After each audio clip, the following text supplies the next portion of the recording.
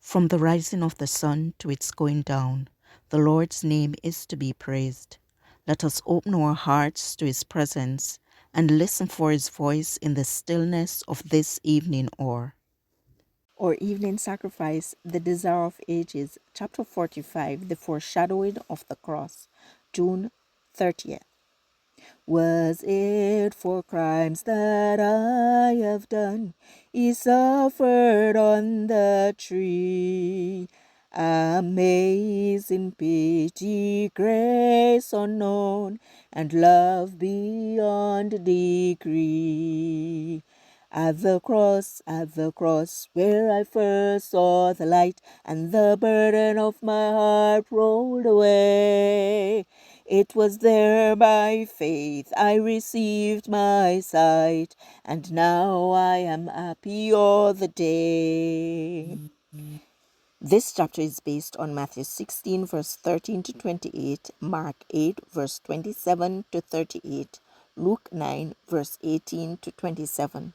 For the Son of Man shall come in the glory of his Father with his angels, and then he shall reward every man according to his works.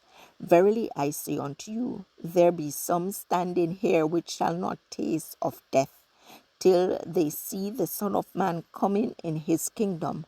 Matthew 16, verses 27 and 28. Love for souls for whom Christ died means crucifixion of self.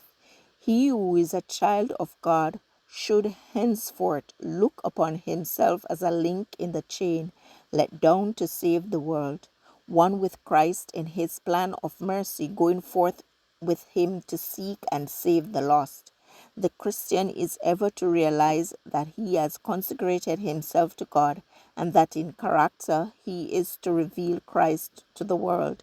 The self-sacrifice, the sympathy, the love manifested in the life of Christ are to reappear in the life of the worker for God. Whosoever will save his life shall lose it, but whosoever shall lose his life for my sake and the gospel's, the same shall save it. Selfishness is death. No organ of the body could live should it confine its service to itself. The heart, failing to send its lifeblood to the hand and the head, would quickly lose its power. As our lifeblood, so is the love of Christ diffused through every part of his mystical body. We are members one of another, and the soul that refuses to impart will perish. And what is a man profited, said Jesus, if he shall gain the whole world and lose his own soul? Or what shall a man give in exchange for his soul? Beyond the poverty and humiliation of the present, he pointed the disciples to his coming in glory, not in the splendor of an earthly throne, but with the glory of God and the host of heaven. And then he said, Ye shall reward every man according to his works.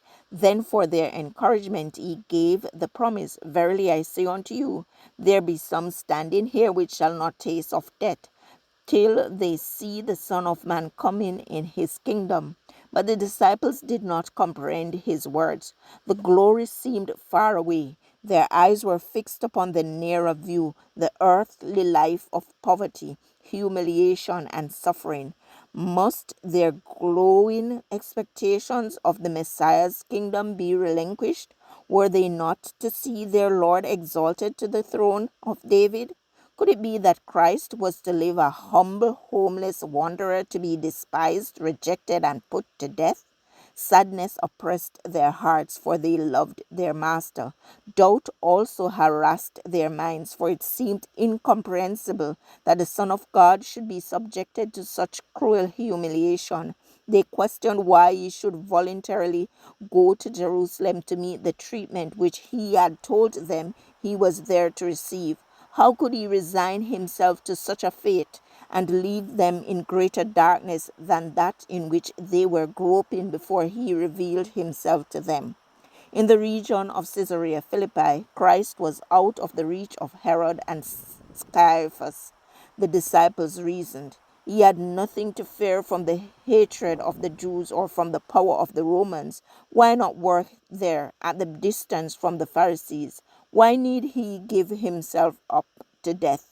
If he was to die, how was it that his kingdom was to be established so firmly that the gates of hell should not prevail against it? To the disciples, this was indeed a mystery. They were even now journeying along the shores of the Sea of Galilee toward the city where all their hopes were to be crushed. They dared not remonstrate with Christ, but they talked together in low, sorrowful tones in regard to what the future would be. Even amid their questionings, they clung to the thought that some unforeseen circumstance might avert the doom which seemed to await their Lord. Thus they sorrowed and doubted, hoped and feared for 6 long, gloomy days. This passage was taken from The Desire of Ages, page 417 to 418. Pacific Press Publishing Association, copyright 2005, or Evening Sacrifice, June 30th. I encourage you to connect with God and receive strength to overcome obstacles each day. Thank you for listening. Please join us tomorrow as we offer up our evening sacrifice.